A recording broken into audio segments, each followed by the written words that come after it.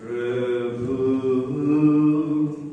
ನಿಮ್ಮ ಪುತ್ರ ಕ್ರೈಸ್ತರು ತಮ್ಮ ರಕ್ತವನ್ನು ಧಾರೆ ಎರೆಯುವುದರ ಮೂಲಕ ಪಾಸ್ಕ ಬ್ರಹ್ಮರಹಸ್ಯವನ್ನು ಸ್ಥಾಪಿಸಿದರು. ನಿಮ್ಮ ದಯೆಯನ್ನು ಸ್ಮರಿಸಿಕೊಂಡು ಶಾಶ್ವತ ಸಂರಕ್ಷಣೆಯಿಂದ ನಿಮ್ಮ ಭಕ್ತರನ್ನು ಪಾವನಗೊಳಿಸಿರಿ. ನಿಮ್ಮೊಂದಿಗೆ ಪವಿತ್ರಾತ್ಮ ಐಕ್ಯದಲ್ಲಿ ದೇವರಾಗಿ ಯುಗಾಂತರಕ್ಕೂ ಜೀವಿಸಿ ಆಳುವ ನಮ್ಮ ಪ್ರಭು ನಿಮ್ಮ ಪುತ್ರರು ಆಗಿರುವ ಯೇಸು ಕ್ರಿಸ್ತರ ಮುಖಾಂತರ ನಿಮ್ಮನ್ನು ಪ್ರಾರ್ಥಿಸುತ್ತೇವೆ.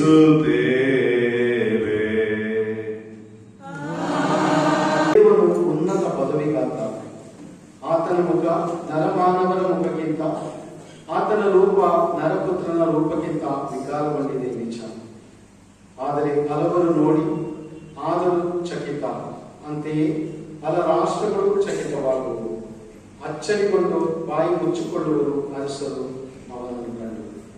ಏಕೆಂದರೆ ನೋಡುವರವರು ಅಪೂರ್ವ ಸಂಗತಿಯೊಂದನ್ನು, ಗ್ರಹಿಸಿಕೊಳ್ಳುವರವರು ಎಂದಿಗೂ ಕೇಳದ ವಿಷಯವನ್ನು, ನಂಬುವರಾರು ನಾವು ಕೇಳಿದ ಸಂಗತಿಯನ್ನು, ಗುರುತಿಸುವರಾರು ಸರ್ವೇಶ್ವರನ ಶಕ್ತಿಯನ್ನು. ಸರ್ವೇಶ್ವರನ ಮುಂದೆ ಬೆಳೆದನಾದ ಸಸಿಯಂತೆ, ಒಣ ನೆಲದೊಳು ಇಳಿಯುವ ಬೇರಿನಂತೆ. ಆತನಲ್ಲಿ ಅಂದ ಚಂದಗಳ ಆರೂ ಇರಲಿಲ್ಲ, ನೋಡಲು ಲಕ್ಷಣವಾರು ಏನೂ ಕಾಣಲಿಲ್ಲ. ಧಿಕ್ಕರಿಸಲ್ಪಟ್ಟನು, ಮನುಜರಿಂದ ತಿರಸ್ಕೃತನು, ದುಃಖಕ್ರಾಂತನು, ಕಷ್ಟ ಸಂಕಟ ಅನುಭವಿಸಿದವನು, ನೋಡಿದವರು ಮುಖ ತಿರುಗಿಸುವಷ್ಟು ನಿಂದಕನು. ನಾವು ಲಕ್ಷ್ಯಕ್ಕೆ ತೆಗೆದುಕೊಳ್ಳಲಿಲ್ಲ ಆತನನ್ನು, ನಿಜವಾಗಿ ವಹಿಸಿಕೊಂಡನಾದ ನಮ್ಮ ಬಾಧೆಗಳನ್ನು, ಹೊರೆಯಂತೆ ಹೊತ್ತನಾದ ನಮ್ಮ ಕಷ್ಟಗಳನ್ನು. ನಾವು ಭಾವಿಸಿದ್ದಾದರೂ ಏನು, ಆತ ದೇವರಿಂದ ಬಾಧಿತನೆಂದು. ದಂಡನೆಗೆ ಗುರಿಯಾದವನು ತಿರಸ್ಕೃತನೆಂದು, ಗಾಯಗೊಂಡನಾದ ನಮ್ಮ ಪಾಪಗಳ ನಿಮಿತ್ತ, ಜಜ್ಜರಿದನಾದ ನಮ್ಮ ದ್ರೋಹಗಳ ದಿಸೆಯಿಂದ, ಶಿಕ್ಷೆಗೊಳಗಾದ ನಮ್ಮ ರಕ್ಷೆಗಾಗಿ, ಪೆಟ್ಟು ತಿಂದ ನಮ್ಮ ಸ್ವಸ್ಥತೆಗಾಗಿ. ತೊಳಲುತ್ತಿದ್ದೆವು ನಾವೆಲ್ಲರೂ ದಾರಿ ತಪ್ಪಿದ ಗುರಿಗಳಂತೆ, ಹಿಡಿಯುತ್ತಿದ್ದನು ಪ್ರತಿಯೊಬ್ಬರು ತನ್ನ ದಾರಿಯನ್ನೇ. ನಮ್ಮೆಲ್ಲರ ದೋಷವನ್ನು ಸರ್ವೇಶ್ವರ ಹಾಕಿದ ಆತನ ಮೇಲೆ, ಬಾಧೆಗೊಳಗಾದಾಗ ಹಿಂಸೆ ಸಹಿಸಿದ ಆತ ಬಾಯಿ ತೆರೆಯದೆ, ಹೌದು ಬಾಯಿ ತೆರೆಯದಿಂದ ಬಲಿಗೊಯ್ದ ಕುರಿಮರಿಯಂತೆ, ತುಪ್ಪಟ ಕತ್ತರಿಸುವ ಅವನ ಮುಂದಿರುವ ಮೂಕ ಕುರಿಮರಿಯಂತೆ. ಎಳೆದೊಯ್ದರು ಬಂಧನದಿಂದ, ನ್ಯಾಯಸ್ಥಾನದಿಂದ, ಹೌದು ದೂರ ಮಾಡಿದರು ಅವನನ್ನು ಜೀವಲೋಕದಿಂದ. ವಧೆಯಾದಾತನಾದ ನಮ್ಮ ಜನರ ಪಾಪದ ದೆಸೆಯಿಂದ, ಆದರೂ ಸಮಕಾಲಿಕನಾರು ಮರುಗಲಿಲ್ಲ ಕನಿಕರದಿಂದ. ಮಾಡಲಿಲ್ಲ ಆತ ಯಾವ ಪಾಪಕೃತ್ಯ, ಆತನ ಬಾಯಲ್ಲಿರಲಿಲ್ಲ ವಂಚನೆಯ ವಾಕ್ಯ. ಉಣಿದವರಾತನನ್ನು ಸತ್ತ ಮೇಲೆ ದುರುಳರ ಹಾಗೂ ದುಷ್ಕರ್ಮಿಗಳ ನಡುವೆ. ಸರ್ವೇಶ್ವರನ ಚಿತ್ತದಂತೆ ಜಜ್ಜರಿದನಾದ ಹಿಂಸೆ ಬಾಧೆಗಳಿಂದ ಪಾಪ ಪ್ರಾಯಶ್ಚಿತ್ತಕ್ಕಾಗಿ ತನ್ನ ಪ್ರಾಣವನ್ನೇ ಅರ್ಪಿಸಿದ. ಈ ಪರಿ ಕಾಣುವ ತನ್ನ ಸಿರಿ ಸಂತಾನವನ್ನು ಪಡೆಯುವನು ಚಿರಜೀವವನ್ನು. ತಾನೇ ನೆರವೇರಿಸುವನು ಸರ್ವೇಶ್ವರನ ಸಂಕಲ್ಪವನ್ನು. ತೃಪ್ತನಾಗುವನಾತ ತನ್ನ ಪ್ರಾಣ ಯಾತನೆಯ ಫಲವನ್ನು ಕಂಡು, ತನ್ನ ಪ್ರಾಣಯಾತನೆಯ ಫಲವನ್ನು. ಸಜ್ಜನನಾದ ಆ ನನ್ನ ದಾಸ ತರುವನು ಸನ್ಮಾರ್ಗಕ್ಕೆ ಬಹುಜನರನ್ನು. ತಾನೇ ಹೊತ್ತುಕೊಳ್ಳುವನು ಅವರ ಅಪರಾಧಗಳ ಹೊರೆಯನ್ನು. ಎಂತಲೇ ನೀಡುವೆ ಅವನಿಗೆ ಪಾಲನ್ನು ದೊಡ್ಡವರ ಸಂಗಡ, ಹಂಚಿಕೊಳ್ಳುವನು ಸೂರ್ಯನು ಬಲಿಷ್ಠರ ಸಂಗಡ. ಏಕೆಂದರೆ ಪ್ರಾಣವನ್ನೇ ಧರೆ ಎರೆದು ಮರಣ ಹೊಂದಿದ ರೋಗಿಗಳೊಂದಿಗೆ ತನ್ನನ್ನೇ ಒಂದಾಗಿ ಕಾಣಿಸಿಕೊಂಡ, ಅನೇಕರ ಪಾಪಗಳನ್ನು ಹೊತ್ತು ಅವರಿಗಾಗಿ ಪ್ರಾರ್ಥಿಸಿದ. ಪ್ರಭುವಿನ ವಾಕ್ಯ.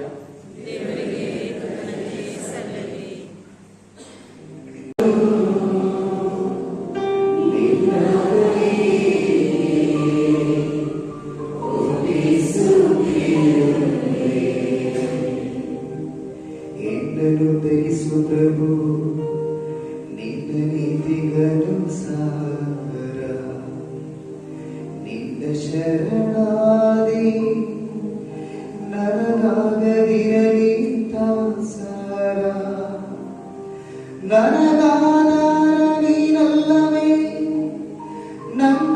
ಆತ್ಮವನು ನಿನಗೊಪ್ಪಿಸಿರುವೆ. ನಂಬಿಗಸ್ತನಾದ ದೇವರೇ, ನೀ ಎಲ್ಲ ಮುಕ್ತಿಗೊಳಿಸಿರುವೆ. ಪಿತನೇ, ನನ್ನ ಆತ್ಮವನು ನಿನ್ನ ಕೈಗೆ ಒಪ್ಪಿಸುತ್ತಿರುವೆ. ಪಿತನೇ, ನನ್ನ ಆತ್ಮವನು ನಿನ್ನ ಕೈಗೆ ಒಪ್ಪಿಸುತ್ತಿರುವೆ. ಶತ್ರುಗಳ ದೂಷಣೆಗೆ ಗುರಿಯಾಗಿ ನೆರೆಯವರಿಗೆ ನಿಂದ ಸ್ಮರಣನಾದೆ. ಮಿತ್ರರು ಬೇರುವಂತಾದೆ, ದಾರಿ ಹೋಗಲು ದೂರುವಂತಾದೆ. ನುಚ್ಚುನೂರಾದೆ, ಮಡಕೆ ಚಿಪ್ಪಿನಂತಾದೆ. ಸತ್ತವರಂತಾದೆ, ನೆನಪಿಗೆ ಬಾರದಂತಾದೆ. ಪಿತನೇ, ನನ್ನ ಆತ್ಮವನ್ನು ನಿನ್ನ ಕೈಗೆ ಒಪ್ಪಿಸುತ್ತಿರುವೆ.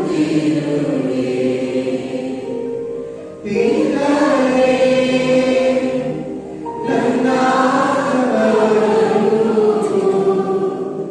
ನಿನ್ನ ಕೈಗೆ ಒಪ್ಪಿಸುತ್ತಿರುವೆ. ಪತ್ರದಿಂದ ವಾಚನ.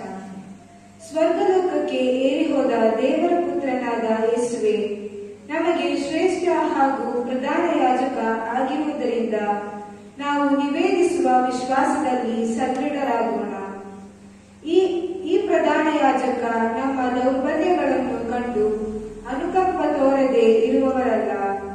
ಅವರು ನಮ್ಮಂತೆಯೇ ಇದ್ದುಕೊಂಡು ಎಲ್ಲ ವಿಷಯಗಳಲ್ಲೂ ಶೋಧನೆ ಸಂಕಟಗಳನ್ನು ಅನುಭವಿಸಿದರು, ಆದರೆ ಪಾಪವನ್ನು ಮಾತ್ರ ಮಾಡಲಿಲ್ಲ. ಆದ ಕಾರಣ ನಾವು ಸಮಯೋಚಿತ ಸಹಾಯವನ್ನು ಅವರ ಅನುಗ್ರಹದಿಂದ ಪಡೆಯಲು ಮತ್ತು ಅವರ ಕರುಣೆಯನ್ನು ಸವಿಯಲು ಧೈರ್ಯದಿಂದ ಅವರ ಕೃಪಾಸನವನ್ನು ಸಮೀಪಿಸೋಣ. ಕ್ರಿಸ್ತ ಯೇಸು ಈ ಭೂಲೋಕದಲ್ಲಿದ್ದಾಗ ತಮ್ಮನ್ನು ಮರಣದಿಂದ ಕಾಪಾಡಲು ಶಕ್ತರಾದ ದೇವರನ್ನು ಉಚ್ಚ ಸ್ವರದಿಂದ ಕೂಗುತ್ತಾ ಕಣ್ಣೀರಿಡುತ್ತಾ ವಿನಂತಿಸಿ ಪ್ರಾರ್ಥಿಸಿದರು. ಅವರ ಭಯಭಕ್ತಿಯನ್ನು ನೋಡಿ ದೇವರು ಅವರ ಮೊರೆಯನ್ನು ಆಲಿಸಿದರು. ಯೇಸು ದೇವರ ಪುತ್ರರಾಗಿದ್ದರೂ ಹಿಂಸೆ ಬಾಧೆಗಳನ್ನು ತಪ್ಪಿಸಿಕೊಳ್ಳದೆ ವಿಧೇಯತೆಯನ್ನು ಅನುಭವದಿಂದ ಅರಿತುಕೊಂಡರು. ಹೀಗೆ ಅವರು ಸ್ವತಃ ಪರಿಪೂರ್ಣರಾಗಿ ತಮಗೆ ವಿಧೇಯರಾಗುವ ಎಲ್ಲರಿಗೂ ಶಾಶ್ವತ ಜೀವೋದ್ಧಾರಕ್ಕೆ ಕಾರಣರಾದರು. ಪ್ರಭುವಿನ ಸಂತ ಯೋಹನನು ಬರೆದ ಯೇಸು ಜಯದ ವೃತ್ತಾಂತ. ಯೇಸು ಸ್ವಾಮಿ ತಮ್ಮ ಶಿಷ್ಯರೊಡನೆ ಹೊರಟು ಕೇಂದ್ರ ಹಳ್ಳವನ್ನು ದಾಟಿ ಅಲ್ಲಿದ್ದ ತೋಟವನ್ನು ಒಕ್ಕರು. ಅವರು ತಮ್ಮ ಶಿಷ್ಯರೊಡನೆ ಆಗಾಗ ಅಲ್ಲಿಗೆ ಬರುವುದು ವಾಡಿಕೆ. ಅವರನ್ನು ಹಿಡಿದುಕೊಡಲು ಯುದ್ಧನಿಗೆ ಆ ಸ್ಥಳ ಚೆನ್ನಾಗಿ ಗೊತ್ತಿತ್ತು. ಆದುದರಿಂದ ಸೈನಿಕರ ಒಂದು ತಂಡವನ್ನು ಮುಖ್ಯ ಯಾಜಕರು ಪರಿದಾಯರು ಕಳುಹಿಸಿದ ಕಾವಲನ್ನು ಕರೆದುಕೊಂಡು ಈವೆಟಿಗೆ ಪಂಜವಾದ ಆಯುಧಗಳ ಸಮೇತ ಅಲ್ಲಿಗೆ ಬಂದನು. ಯೇಸು ಸ್ವಾಮಿಗೆ ತಮಗೆ ಸಂಭವಿಸಿದವು ತಿಳಿದಿತ್ತು ಎಂದೇ ಮುಂದೆ ಬಂದು, ನೀವು ಯಾರನ್ನು ಹುಡುಕುತ್ತಿದ್ದೀರಿ ಎಂದು ಕೇಳಿದರು.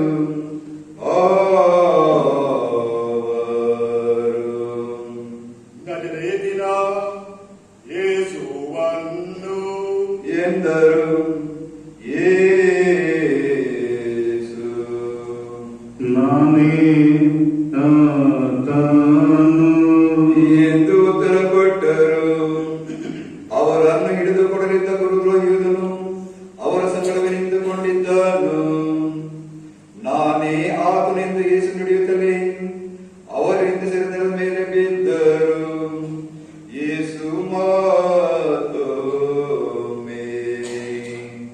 ನೀವು ಯಾರನ್ನು ಹುಡುಕುತ್ತಿದ್ದೀರಿ ಎಂದು ಕೇಳಲು ನಜರೇತಿನ ಯೇಸುವನ್ನು ಎಂದು ಉತ್ತರ ಬಂದಿತು. ಯಾರಿಕರ ಸೇವಕನಾದ ಮಾಲ್ಕನ ಬಲಗನ್ನು ಕತ್ತರಿಸಿಬಿಟ್ಟನು.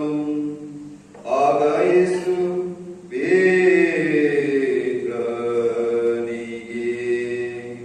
ನಿನ್ನ ಖಡ್ಗವನ್ನು ಒರೆಯಲ್ಲಿ ಹಾಕು.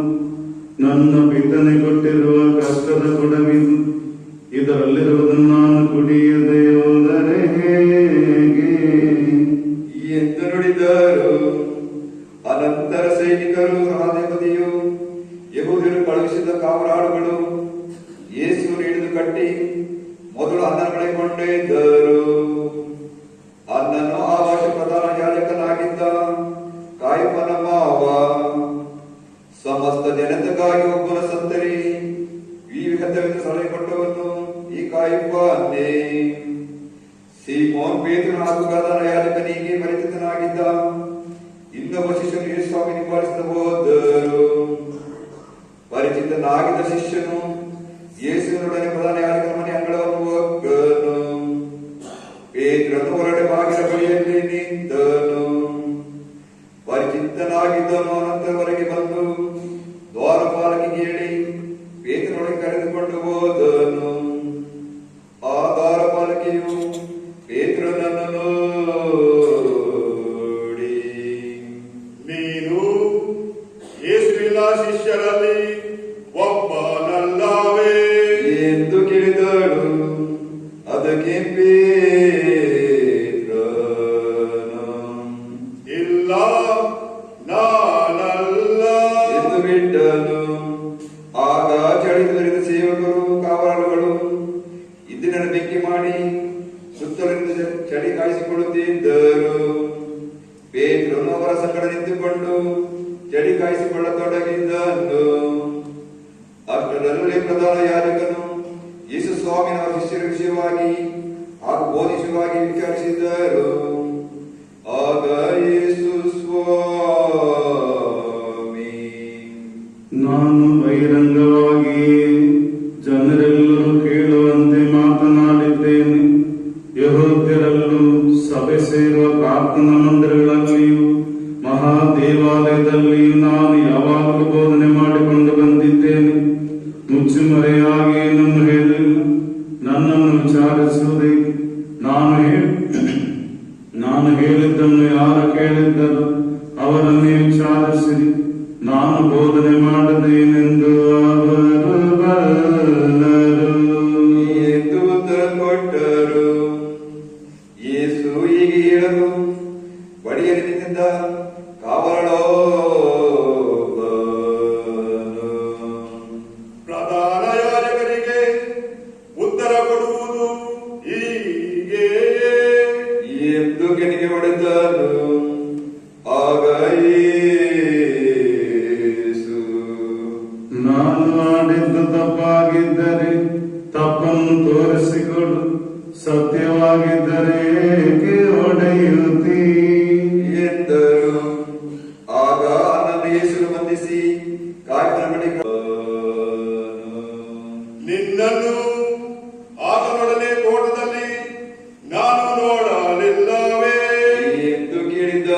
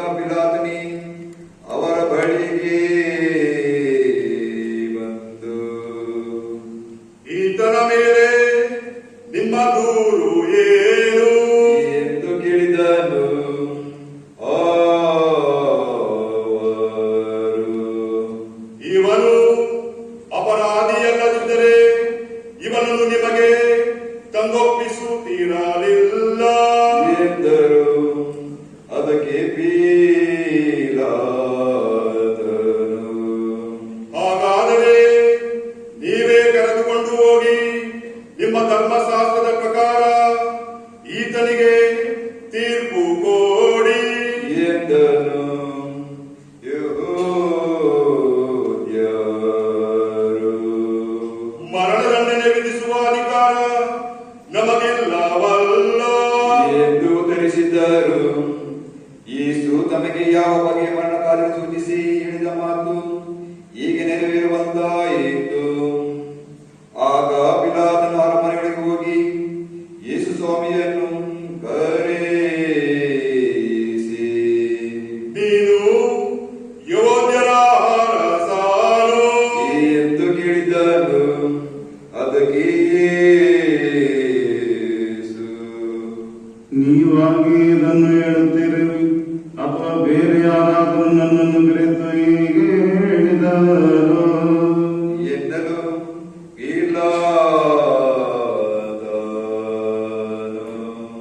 ನಾನೇನು ಯೆಹೂದ್ಯನೇ? ನಿನ್ನ ಸ್ವಂತ ಜನರು ಮತ್ತು ಮುಖ್ಯ ಯಾಜಕರು ನಿನ್ನನ್ನು ನನ್ನ ಕೈಗೆ ಒಪ್ಪಿಸಿದ್ದಾರೆ. ನೀನು ಏನು ಮಾಡಿದ್ದೀಯಾ ಎಂದು ಕೇಳಿದನು. ಅದಕ್ಕೆ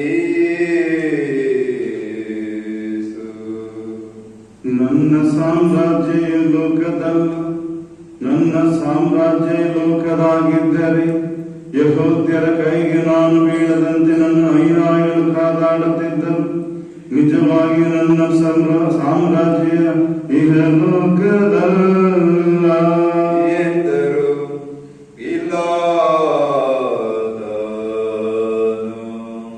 ಹಾಗಾದರೆ ನೀನೊಬ್ಬ ಅರಸನು ಎಂದು ಕೇಳಲು ಯೇಸು, ಅರಸ ಎನ್ನುವುದು ನೀವು ಹೇಳುವ ಮಾತು, ಸತ್ಯವನ್ನು ಕುರಿತು ಸಾಕ್ಷಿ ಹೇಳುವುದು ನನ್ನ ಕೆಲಸ. ಅದಕ್ಕಾಗಿ ನಾನು ಹುಟ್ಟಿದುದು, ಅದಕ್ಕಾಗಿ ನಾನು ಜಗಕ್ಕೆ ಬಂದದ್ದು. ಸತ್ಯಪರರ ನನ್ನ ಮಾತಿಗೆ ಕಿವಿಗೊಡುತ್ತಾರೆ ಎಂದು ಹೇಳಿದರು. ಆಗ ಪಿಲಾತನು, ಸತ್ಯ ಸತ್ಯ ಎಂದರೆ ಏನು ಎಂದು ಬಿಡಿಸಲಿನ ಮುಂದೆ ಹೊರಗೆ ಬಂದನು. ಹೀಗೆ ಪಿಲಾತನು ಯೆಹೂದ್ಯರ ಬಳಿಗೆ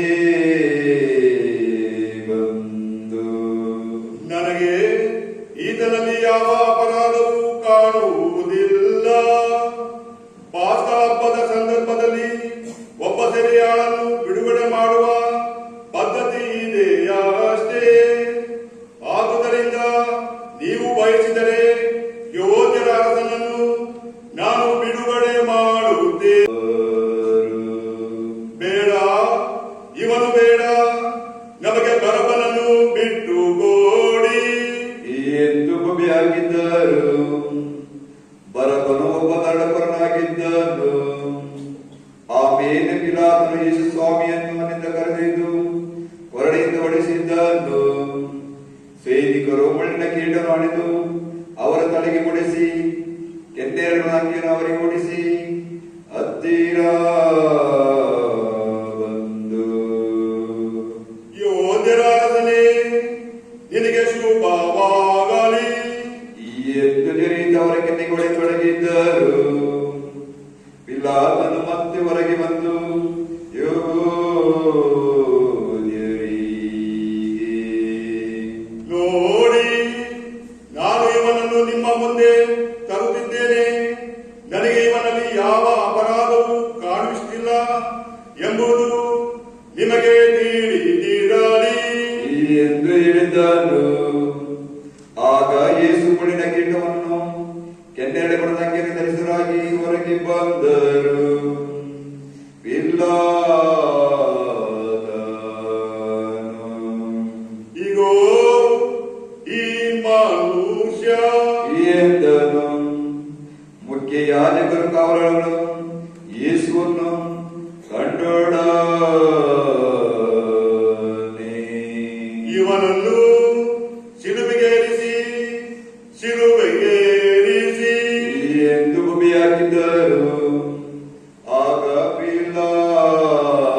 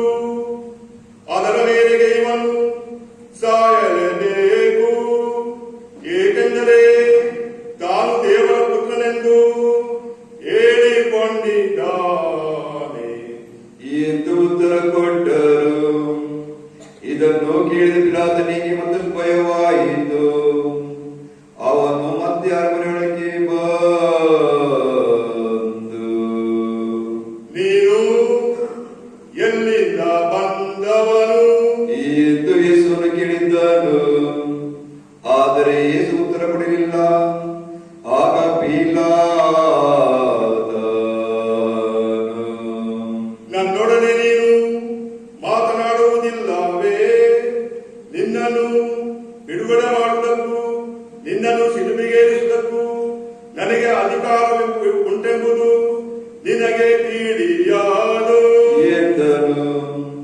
ಅದಕ್ಕೆ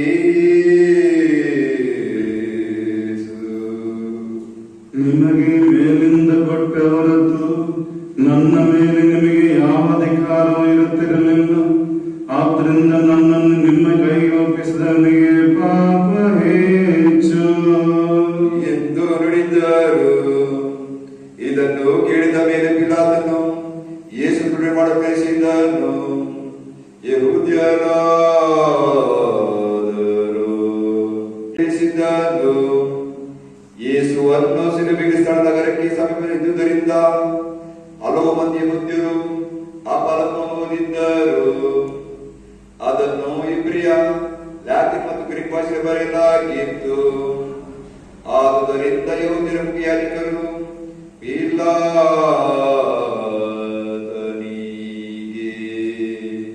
ಯೆಹೂದ್ಯರ ಅರಸನೆಂದು ಬರೆಯುವುದು ಬೇಡ, ತಾನು ಯೆಹೂದ್ಯರ ಅರಸನೆಂದು ಹೇಳಿಕೊಂಡವನು ಎಂದು ಬರೆಯಿರಿ ಎಂದರು. ಅದಕ್ಕೆ ಪಿಲಾತನು ನಾನು ಬರೆದದು ಬರೆದದಾಯಿತು ಎಂದನು.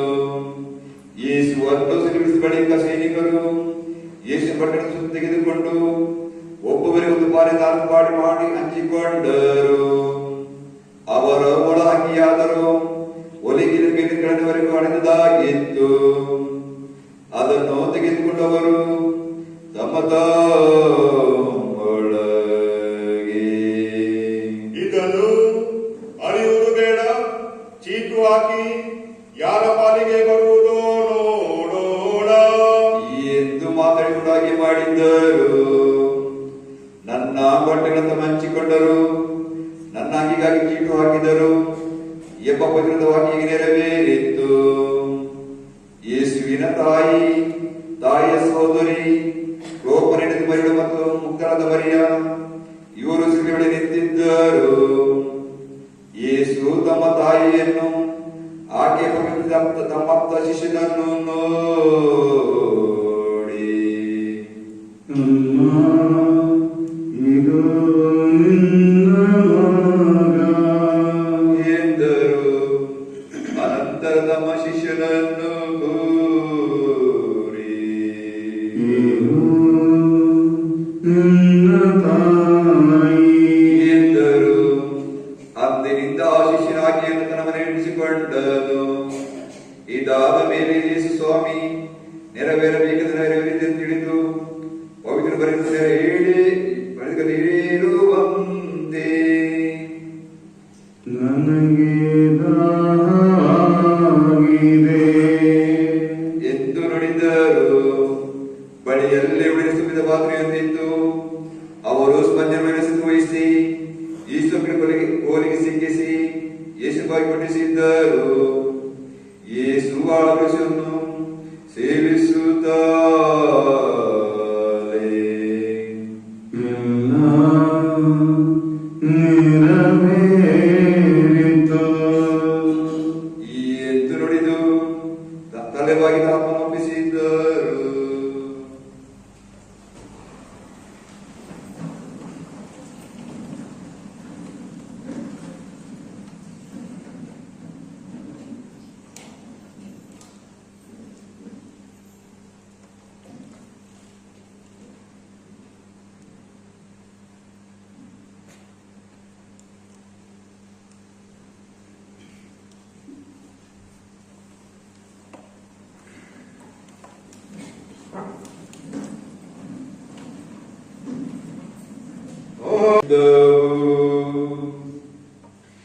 ಏನು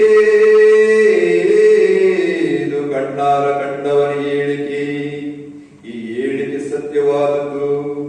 ತಾನು ಸತ್ಯವನ್ನು ಮರೆಯುವ ಅವನಿಗೆ ನೀವು ವಿಶ್ವಾಸ ಬೇಕೆಂದೇ ಆತನು ಇದನ್ನು ಹೇಳಿದ್ದಾನೆ. ಆತನಿರು ಒಂದು ಮುರಿಯ ಕೊಡದು ಎಂದು ವೇದದಲ್ಲಿ ಬರೆದಿದೆ.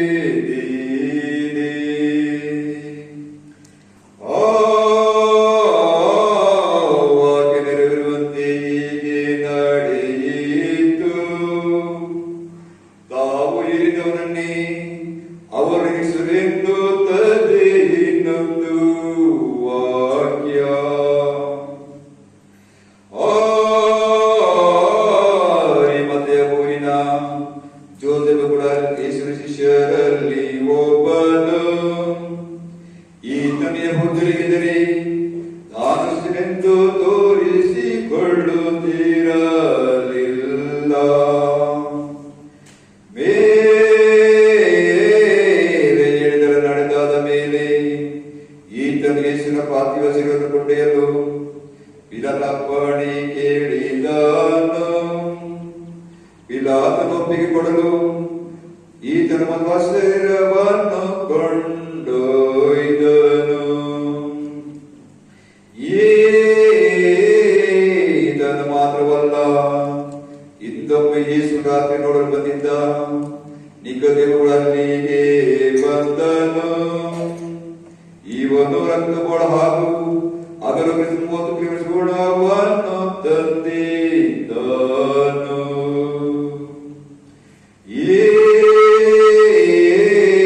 ಇವರು ಯೇಸುವಿನ ಪಾರ್ಥಿವ ಶರೀರವನ್ನು ತೆಗೆದು ಯಹೂದ್ಯರ ಸುತ್ತಾದ ಪದ್ಧತಿಯಂತೆ ಸುಖದ್ರವ್ಯಗಳಾಗಿ ಆರ್ಪಡೆ ಸುತ್ತಿದರು. ಯೇಸುವನ ಶಿಲುಬೆಯ ಸ್ಥಳದಲ್ಲಿ ಒಂದು ತೋಟವಿತ್ತು. ಆ ತೋಟದಲ್ಲಿ ಅದುವರೆಗೆ ಯಾರ ಶವನಿವಾಸ ಸಮಾಧಿಯೂ ಇತ್ತು. ಸಮಾಧಿಯು ಆಗಿದ್ದರಿಂದ ಹಾಗೂ ಮರುದಿನ ಪಾಸ್ಕಹಬ್ಬವಾದುದರಿಂದ ಯೇಸುವಿನ ಪಾರ್ಥಿವ ಶರೀರವನ್ನು ಅಲ್ಲೇ ಸಮಾಧಿ ಮಾಡಿದರು.